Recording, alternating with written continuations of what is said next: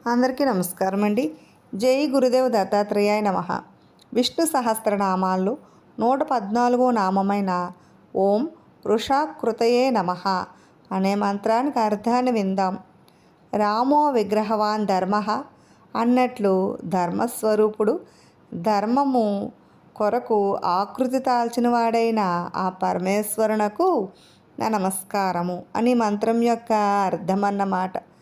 ధర్మస్వరూపమైన ఆకారం కలవాడు భగవంతుడని ఈ నామమునకు అర్థము.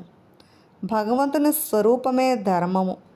రామో విగ్రహవాన్ ధర్మః అంటే శ్రీరాముడు మూర్తిభవించిన ధర్మమే అని స్తుతించబడ్డాడు. వృష శబ్దానికి వర్షించునట్టి అని అర్థము చెప్పి అమృతమును వర్షించుచున్న ఆనందింపచేయు దివ్యమంగళ విగ్రహము కలవాడని కూడా చెప్పవచ్చును. అంటే శ్రీరాముని యొక్క ఆకారము దివ్యమంగళ విగ్రహ రూపమని భావం అన్నమాట. అలా భావించి రాముడు ధర్మస్వరూపమైన ధర్మానికే ఆకృతి కలిగినవాడని అర్థం అన్నమాట. ధర్మమే ఆ శ్రీరాముని రూపంలో మనందరికీ కనిపిస్తుందని అర్థం అన్నమాట. విన్నారు కదండి.